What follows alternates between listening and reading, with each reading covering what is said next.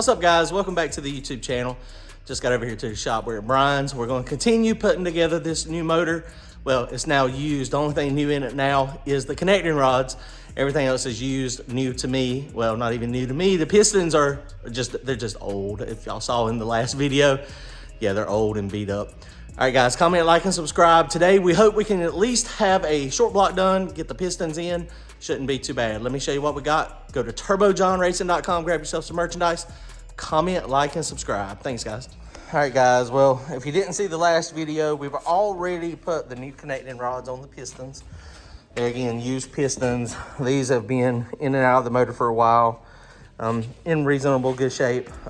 It's time for some new ones, honestly. But we did get new rods. We got these from Sam Vincent MGPs. It's a 210 pin down here on the bottom end, or I should say big end. 210 big end, 927 pin up here. This wall, it's a CP pin, and they're not too big.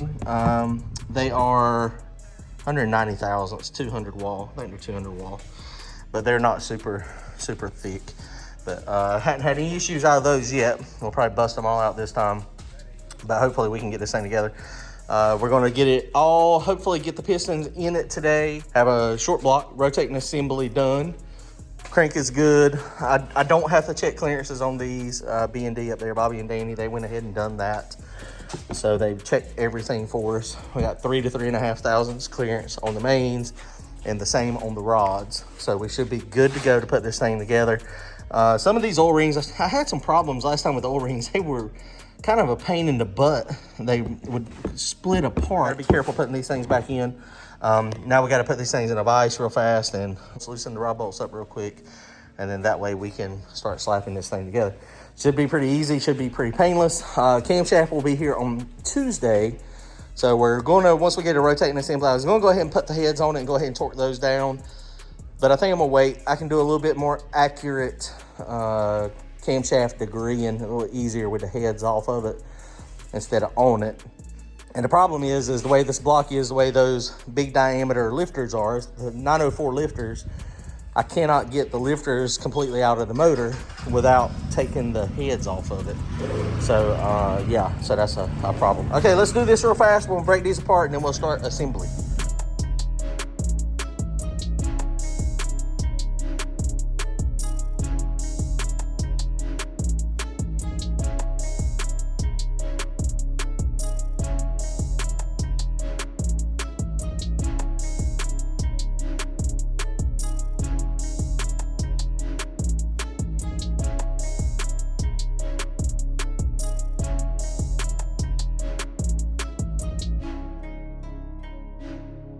All right, guys, let me show you. We got half of this motor together.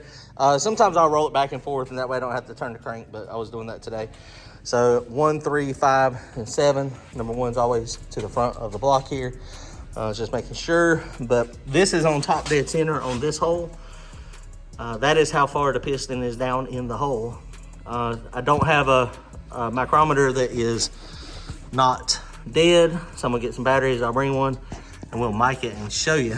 It is, I mean, it's down in the hole, guys. So it should be down in the hole about 40 thousandths or so, maybe 50. So we're gonna mic it, and then we'll use that number to actually do the compression check on it, as far as making sure that, not compression check, the compression calculations to make sure we're good. It's going together good so far, guys. Not too bad at all. This piston ring installer, my pistons are a 1.65. This is a 160, but it works like a champ. It is going together good. Randy just got over here. What's up, Randy? How you doing?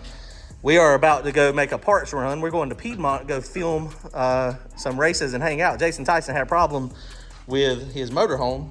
So luckily Randy was coming this way and he could pick up the part.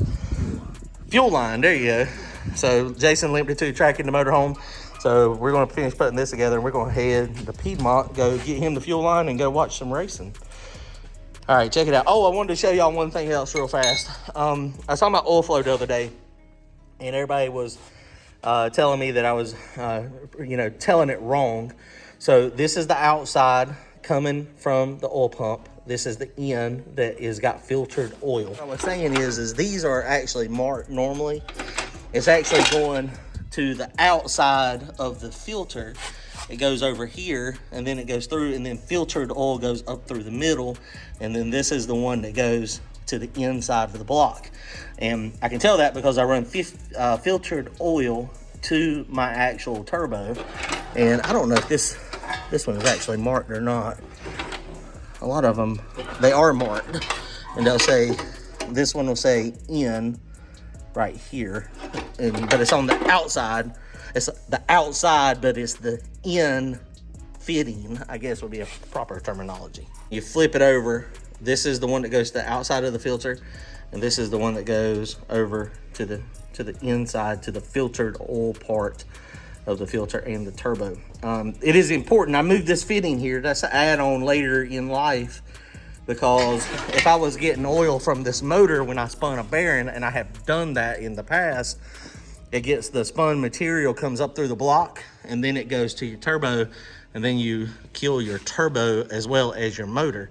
Unless you put a filter in line, which I used to do that, but I just decided to start using it right off of the actual oil filter housing. Okay, let's put the rest of this together. I haven't torqued anything yet. What I do is I just zip them up, use the impact gun, 20, 30 foot-pounds, and then I'll torque them all at one time.